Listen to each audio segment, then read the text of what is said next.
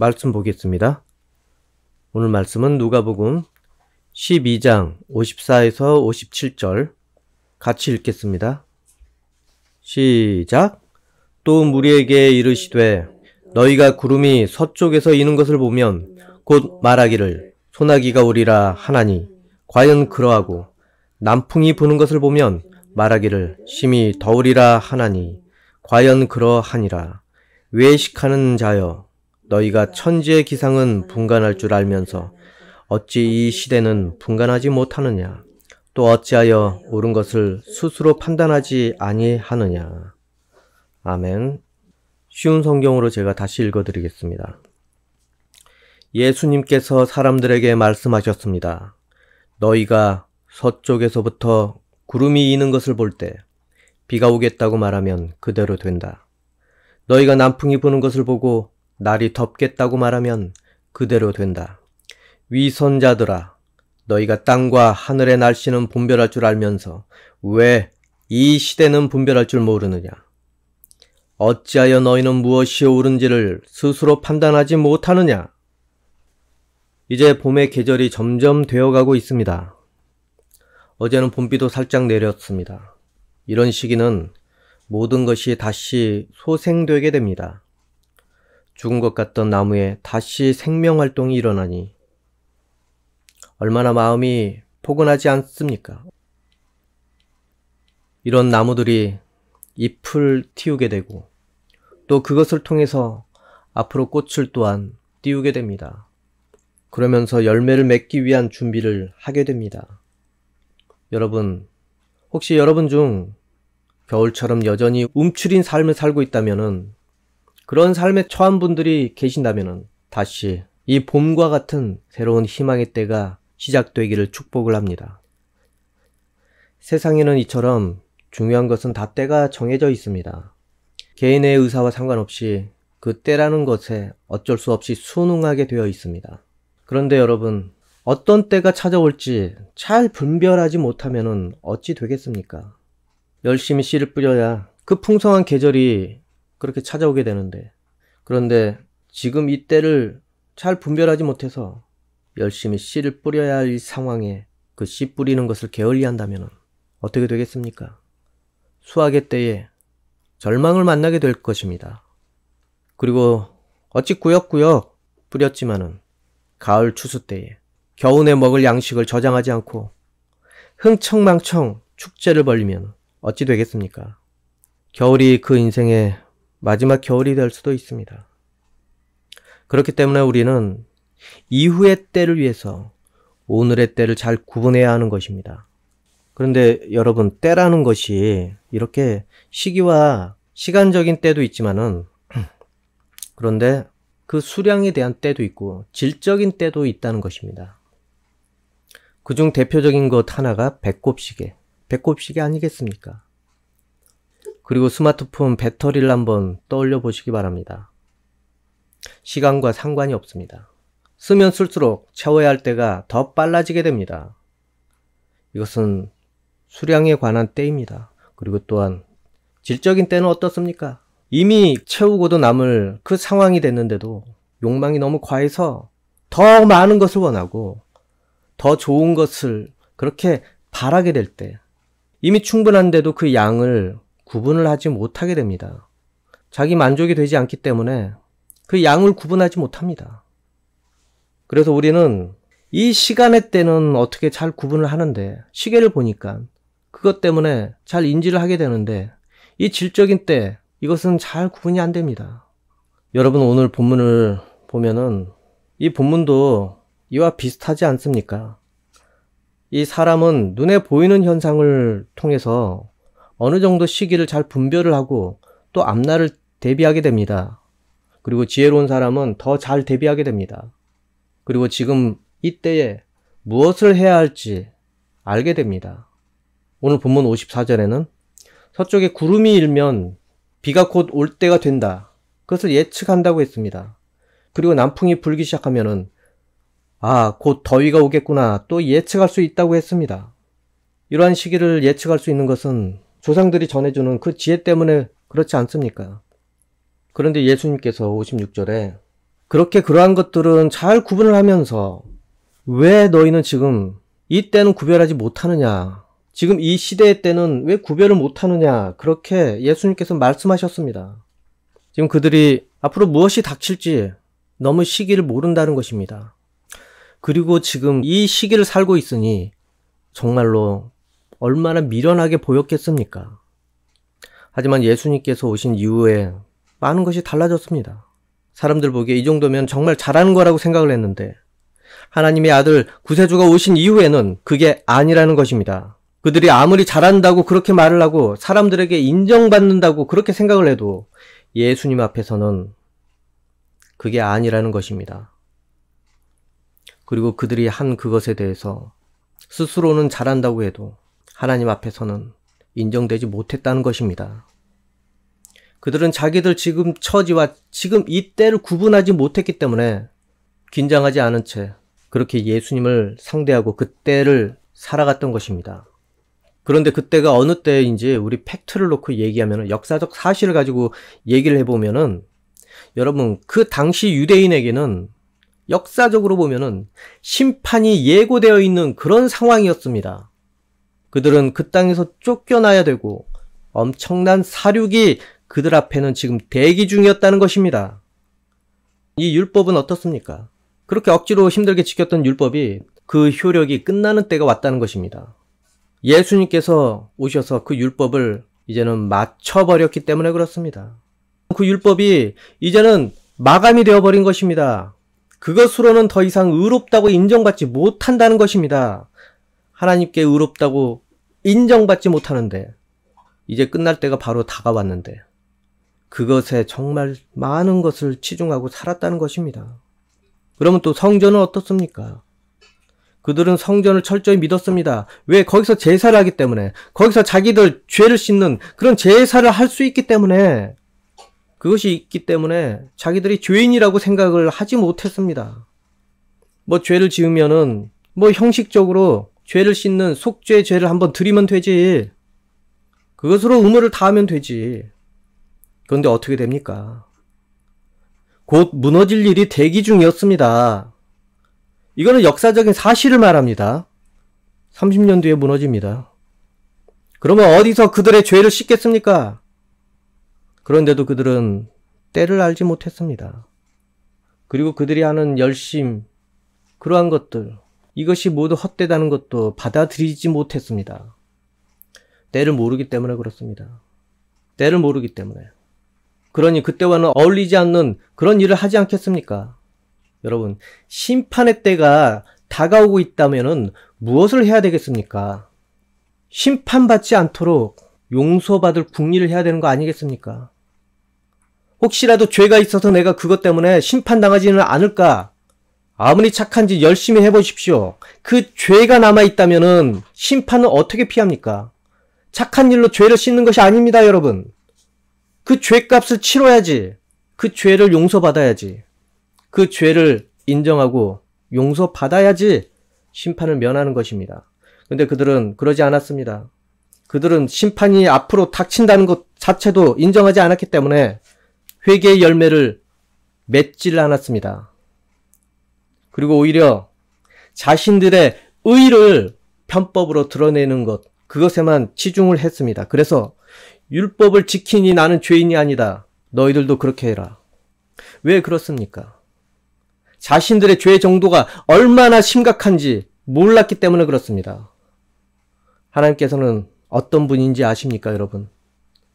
죄가 차기까지 심판을 대기하고 계시는 그러한 분이십니다. 그리고 심판에 마땅한 죄가 결국 차게 되면은 그 심판을 실행을 하시게 됩니다. 창세기 15장 16절을 읽겠습니다. 네 자손은 손자의 손자 때가 되어서야 이 땅으로 다시 돌아오게 될 텐데 이것은 아모리 사람들의 죄가 아직은 벌을 받을 만큼 크지 않기 때문이다. 아브라함에게도 이 약속의 땅을 자손에게 주시겠다고 그렇게 언약을 하셨지만은 바로 가나안인들을 모두 진멸하고 그렇게 점령하게 두지 않으셨습니다. 아직 그들의 죄가 차지 않았기 때문에 그렇습니다. 아직은 심각하지 않았기 때문에 그래서 그들의 죄가 차고 심각해질 때까지 하나님께서는 심판을 대기로 만드셨습니다. 그리고 그들의 죄가 찼을 때 그때를 심판의 때로 정하신 것입니다. 그래서 그 안에 죄는 더 커질 수밖에 없습니다. 그래서 그때가 올 때까지는 그들 안에 죄가 점점 더 커지게 될 것입니다. 그리고 마침내 가장 심각한 죄를 짓게 되었을 때 그때를 심판의 때로 삼게 됩니다. 그날이 가나안인들의 심판의 때가 될 것입니다. 그리고 이 이스라엘 백성에게는 드디어 약속의 땅으로 들어갈 수 있는 구원의 때가 되게 됩니다. 그래서 이 유대인들도 마찬가지 아니겠습니까? 회개로 지금 닥친 그 때를 대비를 해야 됐습니다. 그래서 자신들의 죄를 바로 심판 직전에 덜어내야 했습니다.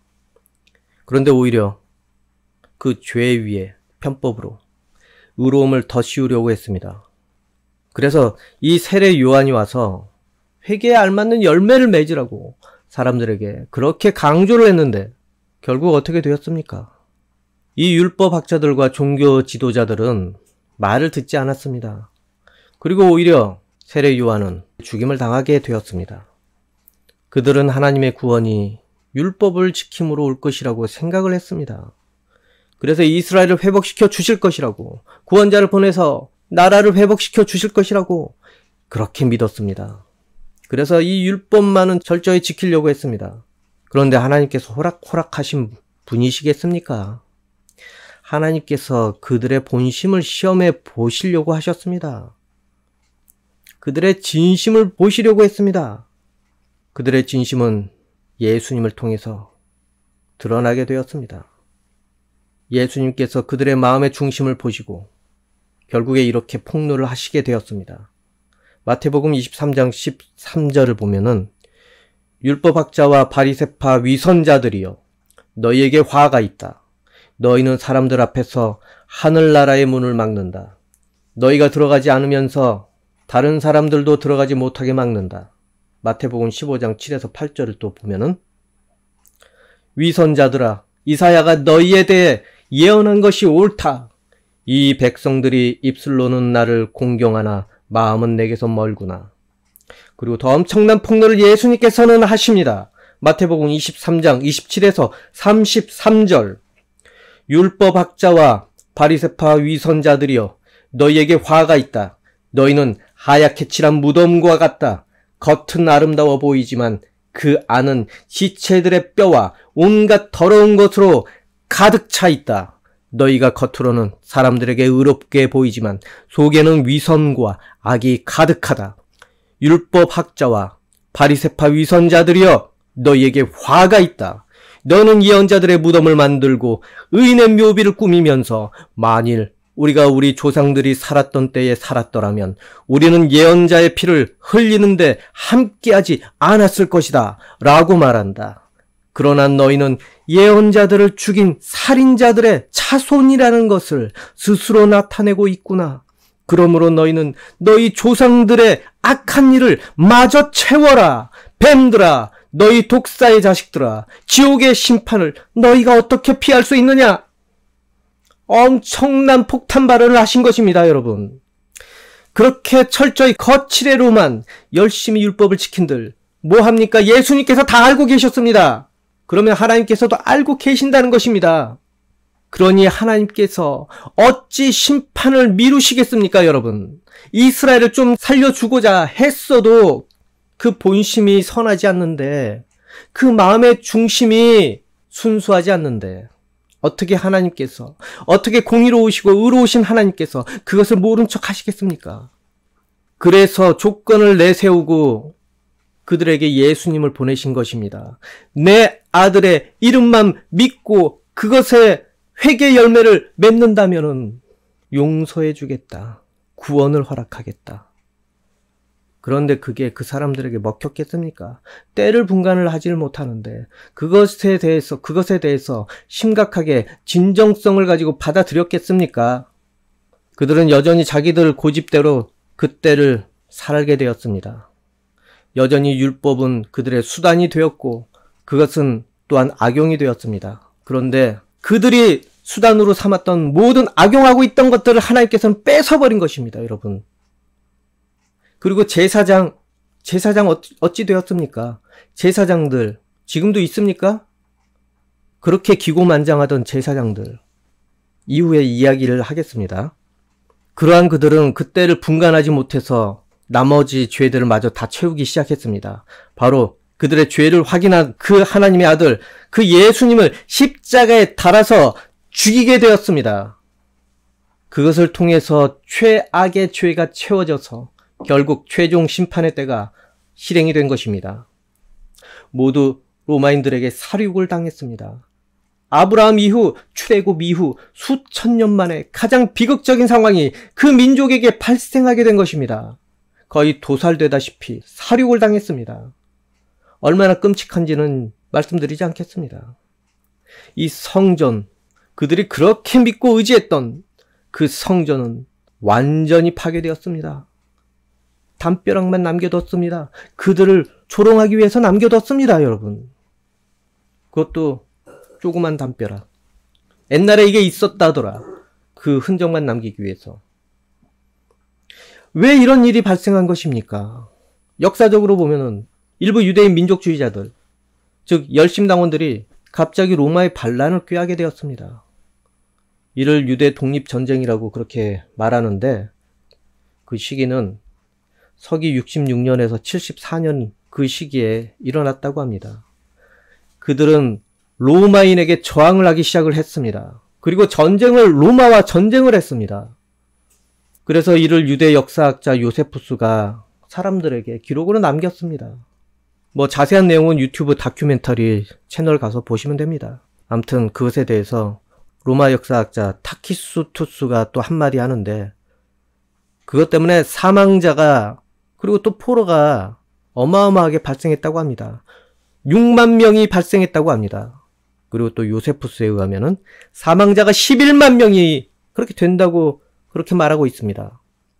또한 이 전쟁으로 예루살렘 성 안에서 굶어 죽거나 처형당한 사람은 무려 60만 명이 되었다고 합니다. 그리고 7년 동안 이 사망한 전체 유대인은 133만 명에 이른다고 했습니다. 이후에 그 예루살렘 멸망으로 성전 제사는 더 이상 이루어지지 않았습니다. 그리고 아까 말했던 제사장, 유대 제사장, 그 제사장직은 모두 소멸되게 되었다고 합니다. 성전 자체가 파괴되고 이 제사장 있을 필요가 있습니까? 제사 지낼 곳이 없는데 그들이 있어서 뭐 하겠습니까?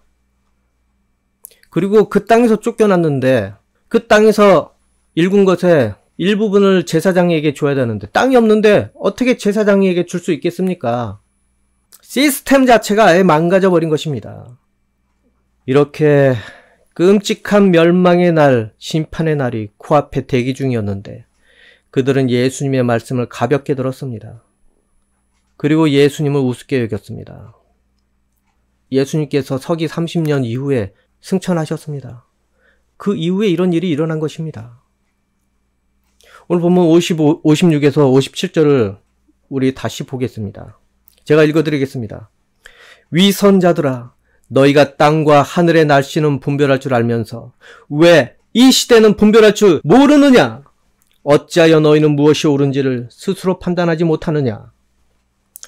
이 말씀이 그때 의미하는 것이 상당히 무서운 상황을 내포하고 있었는데 이 유대인들 죄가 찰 때도 몰랐습니다. 예루살렘이 멸망당하는 것까지도 감지하지 못했습니다. 그리고 그 땅에서 쫓겨나게 되는 그 상황도 예상하지 못했습니다. 그러나 그들은 쫓겨난 다음에서야 후회하고 괴로워했습니다. 그들의 영적인 상태가 예수님을 알아보지 못했기 때문에 자신들의 때가 지금 어떤 때인지 감지하지 못했기 때문에 대비하지 못한 것입니다.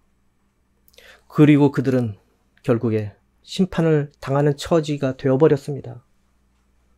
그 결과 이방인들에게는 구원의 기회가 찾아오게 되었습니다. 그래서 여러분이 지금 이렇게 예배하고 있는 것입니다. 그들의 심판으로 우리에게 구원을 얻을 수 있는 기회가 찾아왔다는 것입니다. 하나님께서는 물론 비록 그들이 심판받았지만은 거기서 끝내지 않았습니다. 하나님께서는 또 새로운 일을 우리를 통해서 그렇게 시작하기로 작정하신 것입니다. 로마서 11장 11절을 보면은 그러므로 내가 다시 묻습니다. 이스라엘이 걸려 넘어져 완전히 망하고 말았습니까? 결코 그렇지 않습니다. 오히려 그들의 죄 때문에 구원이 이방인들에게 이르게 되었고 이스라엘은 이방인들을 보고 시기하게 되었습니다. 여러분, 여러분에게 예수님께서 때를 말씀하신 것이 여러분에게는 어떻게 느껴지고 있습니까? 여러분에게 어느 정도 현실적으로 느껴지고 있습니까? 우리에게 지금 이 때가 넘겨져 왔습니다. 이스라엘 백성에게서, 유대인들에게서 예수님을 통해서 이제 우리가 그 때를 물려받게 된 것입니다. 여러분, 지금의 때를 분별하시기 바랍니다. 이제 여러분 차례입니다. 여러분, 어찌 살아야 되겠습니까? 이 성경 말씀 한번 더 보겠습니다. 베드로후서 3장 3에서 10절. 마지막 때에 어떤 일이 일어날지 분명히 아십시오. 사람들이 자기들 하고 싶은 대로 악한 일을 하며 여러분을 비웃을 것입니다. 그들은 다시 온다고 약속한 예수는 도대체 어디에 있습니까?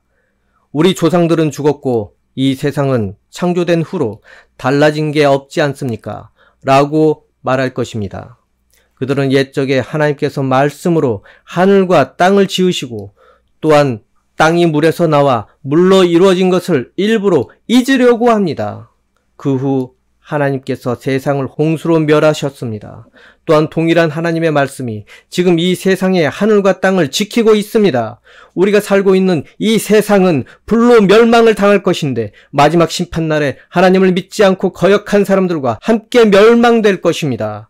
그러나 사랑하는 여러분, 이 한 가지만은 잊지 마십시오. 주님께서는 하루가 천년 같고 천년이 하루와도 같습니다. 우리 주님은 하시기로 약속하신 것을 뒤로 미루시는 분이 아닙니다. 어떤 사람들은 더디다고 생각할지도 모릅니다. 그러나 이것은 하나님께서 우리를 위해 오래 참으시기 때문입니다. 하나님께서는 한 사람이라도 멸망치 않고 모두 회개하고 돌아오기를 바라고 계십니다. 하지만 주님의 날은 도적같이 갑자기 올 것입니다. 하늘이 큰 소리를 내며 사라지고 하늘에 있는 모든 것들이 불에 의해 녹을 것입니다. 또한 땅과 땅에 있는 모든 것들도 불타버릴 것입니다. 그리고 그 밑에 13에서 14절을 보겠습니다. 하나님께서는 우리에게 약속하셨습니다. 정의가 살아있는 새 하늘과 새 땅을 우리에게 주시겠다고 말입니다. 사랑하는 여러분, 그날을 기다리며 죄를 멀리하고 흠없이 살도록 노력하십시오. 하나님과 평안 가운데 거하시기 바랍니다. 여러분, 지금 하나님과 평안 가운데 여러분의 때를 보내고 있습니까? 이제는 여러분 차례입니다. 여러분, 그날과 그때 언제인지 알 수 없습니다. 언제 닥치는지 알 수 없습니다. 그러나 단지 중요한 것은 이것을 어찌 받아들이고 여러분이 어찌 처신하고 있는지, 그게 중요한 것 아니겠습니까? 여러분, 지금 여러분이 그때를 위해서 무엇을 하고 있습니까? 여러분, 그때를 위해서 오늘 이 때를 어떻게 살고 대비하고 있는지 확인해 보십시오. 그게 정말 중요합니다. 시간이 언제 되는지, 그때가 언제인지는 누구도 알지 못하지만 정말 죄의 정도가 너무나 가득 찬다면은, 하나님의 인내가 마침내 마침표를 찍는 그날이 온다면은 내일이라도 그 정하신 때는 닥칠 수 있다는 것, 그것은 누구도 부인할 수 없는 것입니다. 여러분, 지금 자신의 때를 분별하시기 바랍니다. 하나님과 동행하면서 회개로 늘 죄를 씻고 그렇게 살고 있는지, 하나님과 그래서 평안 가운데 예배하고 있는지 여러분 자신을 분별을 해보시기 바랍니다. 변하려는 마음을 가지고 있습니까? 나는 왜 이렇게 살고 있는지 하나님 죄송합니다. 날마다 그런 마음을 회개하고 용서받음의 기쁨을 통해서 다시 의욕을 가지고 살고 있습니까? 지금 자신의 죄 정도는 얼마나 차고 있는지 확실히 확인해 보십시오. 그리고 또한 믿음의 배터리 잔량은 어느 정도 남았는지, 은혜의 횟수는 얼마나 되고 있는지 자기 자신을 되돌아 보십시오. 여러분, 오늘 여러분의 죄의 정도가 만약에 하나님의 인내치를 넘어간다면은 내일 어떤 심판이 닥쳐올지 누구도 장담할 수 없는 것입니다. 아무렇게나 살아도 별 불이익이 없다고, 그렇게 멋대로 신앙생활을 하고 계신다면 정말 주의하시기 바랍니다. 하나님께서 죄가 차기를 두고 보고 계실 수도 있다는 것을 아시기 바랍니다. 그때가 차기 전에 어서 회개하고 믿음의 배터리 채울 궁리부터 하시기 바랍니다. 그러면 하나님께서 용서 못할 죄가 어디 있겠습니까? 하나님께서 예수 그리스도 그 이름으로 용납하지 못할 것이 무엇이 있겠습니까, 여러분? 하나님께 자기의 모든 죄들 낱낱이 회개를 하고 아는 죄 모르는 죄 모두 끄집어내서 예수 그리스도 이름으로 회개를 한다면 분명히 그 응답을 하나님께서는 여러분에게 주시게 되어 있습니다. 여러분이 죄를 회개하는 날, 그때부터 여러분 삶은 변화될 것입니다. 죄가 떠나가는데 어찌 이전과 똑같은 삶을 살 수 있겠습니까? 여러분 분명히 하십시오. 분명히 확인하십시오. 분명히 때는 오게 되어 있습니다. 하나님께서는 분명히 여러분의 때까지 정하고 계십니다. 그리고 약속의 때를 정하셨습니다. 여러분이 회개하고 돌아섰을 때 하나님께서는 그 약속의 때를 실행을 하실 것입니다. 하나님께서 주시고자 했던 모든 것들을 시간을 정해서 여러분에게 허락해 주실 것입니다. 그러니 여러분 시간의 때에 맞춰서 여러분 지금 미리 기회가 될 때 분별을 내서 지금 대비하십시오. 어느 정도 때가 지나면 늦습니다. 그 정도의 때가 닥치기 전에 여러분의 죄의 양만큼 회개를 하시기 바랍니다. 하나님께서는 지금 두고 보고 참고 계시는지 어찌 알겠습니까? 다시 또 말합니다. 여러분 자신의 때를 분별하시기 바랍니다. 여러분의 때도 있다는 것 분명히 아십시오. 여러분 하나님을 바라보십시오. 하나님께서 점점 멀어지고 있지는 않는지, 하나님께서 자기의 인생의 영향력이 점점 줄어들고 있지는 않는지, 하나님의 온기가 점점 멀리 느껴지고 있지는 않는지 되돌아보십시오. 만약에 그렇다면 뒷걸음에 스텝을 멈추기 바랍니다. 만약 그렇지 않다면 세상 사람과 더불어 심판의 날에 결국 울 일만 남아있을 것입니다. 그리고 그날은 아니더라도 그날 닥치기 전에 하나님의 도움이 없으니 어찌 평온하게 살겠습니까? 여러분 유대인들 보십시오. 괜찮다고 했습니다. 아무 이상 없다고 했습니다. 예수님이 아니어도 자기들끼리 어떻게 율법을 철저히 지키면 된다고 했습니다. 그리고 자기는 예수님의 비난과 달리 하나님 보시기에 의롭다고 생각을 했습니다. 그리고 사람들 앞에서도 오히려 더 오버해서 얼마나 의로운지 거룩한지 보이려고 했습니다. 그런데 어찌 됐습니까? 자기가 아무리 괜찮고 아무리 나는 하나님 보시기에 흠이 없다고 해도 그것이 받아들여졌습니까? 결국 그들은 예수님을 죽였습니다. 그리고 어찌 됐습니까?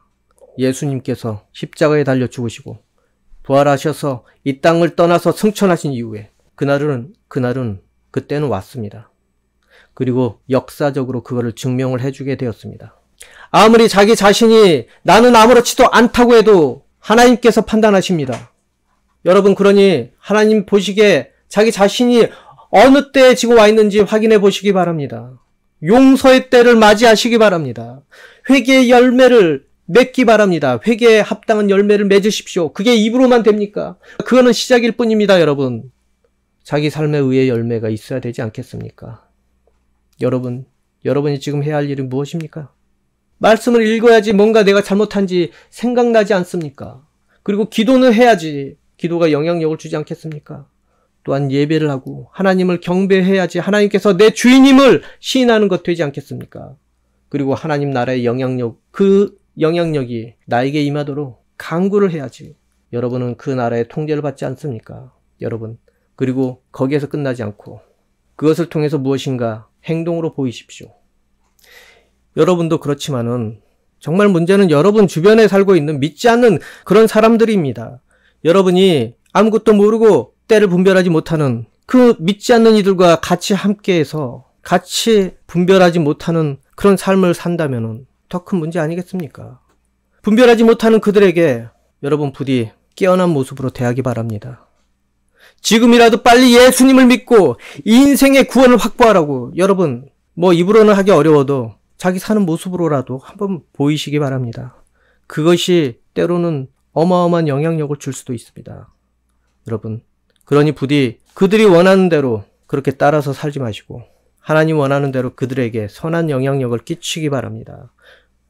이 악한 세대에 악한 마귀와 마지막 전투의 선한 싸움에 하나님의 전신갑주를 입고 여러분이 선한 싸움에 임해야 된다는 것입니다.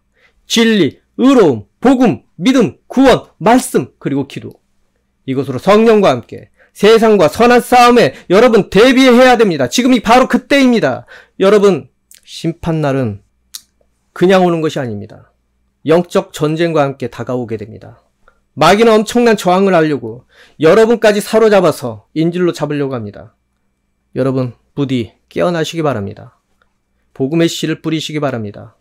입으로도 뿌리시고, 물질이 되시는 분은 물질로도 뿌리시고, 그리고 힘이 되시는 분은 교회의 힘을 더 보태시고, 또 시간이 허락이 되시는 분은 시간을 보태시고, 그리고 자신의 친절과 배려와 재능으로 세상 속에 그러한 믿지 않는 이웃들에게, 그리고 또한 친척과 친구들에게 여러분의 복음의 씨를 뿌려서 선한 영향력을 끼치시기 바랍니다. 그리고 믿음의 형제 자매 함께 협력해서 선을 이루시기 바랍니다. 하나님께서는 우리 서로 사랑하는 그 가운데에서 힘을 발휘하게 됩니다. 각 지체가 연합되어서 모두 서로 돕는 지체가 되도록 하여서 이 세상에 선한 영향력을 끼치게 됩니다. 이 중요한 때에 서로 의지하고 위로하면서 극복하게 만들어 주신다는 것입니다. 이것이 바로 하나님의 뜻을 따르는 것입니다. 그런데 여러분, 뭔가 있어야 사랑할 수 있지 않습니까? 사랑하기 위해 돈을 벌어야 됩니다. 사랑하기 위해 일을 하여야 됩니다. 사랑하기 위해서 모든 재능을 키워야 되는 것입니다. 또한 사랑하기 위해서 인내력을 키우고, 사랑하기 위해서 몸을 건강히 하기 바랍니다. 그래야 믿지 않는 이에게도 도움을 주지 않겠습니까? 믿지 않는 이들에게 절절매며 구걸하는 모습이 하나님 보시기에 얼마나 답답하겠습니까? 여러분, 이때 그러면 무엇을 해야 되겠습니까? 먼저 회개해야 되고, 그리고 말씀, 그거는 기본이고, 기도도 기본이고, 그리고 서로 믿는 형제끼리 서로 사랑하십시오. 서로 도와주십시오. 그리고 모든 일들, 여러분이 살아가며 생계, 그리고 배우는 것들, 재능 개발, 모든 것들, 그것을 하시기 바랍니다. 그래서 그것을 통해서 여러분의 능력을 키워서 도움을 주면 줬지, 세상에 도움을 구걸하지 않는 존재가 되시기 바랍니다. 그것이 지금 여러분이 이때를 분명히 분별해서 살아가는 것입니다. 여러분, 분명히 아셔야 하는 것은 하나님께서는 때의 기준을 정하고 계십니다. 유대인들에게도 기준을 정하시고 이방인들에게도 기준을 정하셨듯이 여러분 인생에도 하나님께서는 때의 기준을 정하고 계십니다. 거기까지 가지 마라. 거기까지 그 선은 넘지 마라. 유대인들 얘기하니까 생각이 나는데, 유대인들이 이방인의 수가 차기까지 하나님께서는 눈과 귀를 멀게 하셨다고 했습니다. 그런데 지금 어떤 일이 발생합니까? 지금 그 수가, 이방인의 수가 차가는지, 유대인들이 이스라엘 땅에 들어와서 예수님을 믿게 되는 그런 수가 점점 많아지고 있습니다. 위기감이 안 듭니까, 여러분? 내가 이대로 살아도 되는지? 아무튼 여러분 자신의 상태를 확인해 보십시오. 이렇게 살아도 되는지 한번 확인을 해 보십시오. 분명히 나는 지금 깨어서 살고 있는지, 습관대로 이렇게 살아도 된다고 생각해서 이렇게 형식적으로, 그리고 무덤덤하게 살고 있지는 않는지, 분명히 하나님께서는 여러분에게도 여러분의 때를 지금 정하시고 기준을 정하고 계신다는 것 분명히 아십시오. 그러니 말씀을 기준으로 자기 행실을 돌아보시기 바랍니다. 지금 내 때가 어느 정도 되었는지, 어느 정도 왔는지 분명히 확인을 해보십시오. 그리고 회개의 열매가 필요하다면 회개의 열매를 맺으십시오. 마음으로도 필요하고 그것이 행실로도 드러날 수 있기 원합니다. 그래서 하나님께서 허락하신 자신의 이 때를 어떻게 살아야 되는지 분별을 하게 돼서 열심히 하나님 보시기 합당한 모습으로 이 때를 좋은 때로 만들어서 여러분 하나님께서 주시는 은혜의 열매가 풍성해지기 원합니다. 그리고 여러분이 이때에 많은 것을 준비해서 하나님의 훌륭한 도구가 되기를 소망하며 또한 축복합니다. 기도하겠습니다. 하나님 아버지, 자기의 부족함 깨닫고 끝나는 경우가 너무 많이 있습니다. 그래서 이 때를 포기하는 경우가 많이 있습니다. 하지만 우리가 모르는 것이 있습니다. 우리의 죄들, 그리고 우리의 마음의 장애들이 예수 그리스도 이름으로 모두 떠나가게 되면은 우리가 몰랐던 능력을 얻게 된다는 것을 우리는 모르고 있습니다. 자기 자신의 능력만 봐서, 그리고 자기 자신의 환경만 보기 때문에 지금 하나님께서 주시는 능력이 어느 정도인지 알 길이 없을 수도 있습니다. 하지만 하나님께서는 우리에게 때를 주셨습니다. 나에게 능력이 되어줄 때를 또한 정하시고, 그리고 내가 죄의 무게를 덜어내는 순간, 예수 그리스도 이름으로 죄의 무게를 덜어내는 순간 하나님께서는 나를 수 있는 그런 때를 주실 줄로 믿습니다. 아버지 하나님, 분명히 하나님께서는 우리에게 좋은 때를 준비하시고 예비하시고 계획하시고 계신다는 것을 믿습니다. 그리하여서 세상에 하나님 나라의 일꾼이 되어서 우리 이 때를 현명하게 대비할 수 있게 도와주시옵소서. 또 자기 인생에 하나님께서 바라시는 씨를 뿌려서 놀라운 열매를 맺어서 하나님께 온전히 올려드릴 수 있는 그런 존재들 되기 원합니다. 예수님 이름으로 기도합니다. 아멘.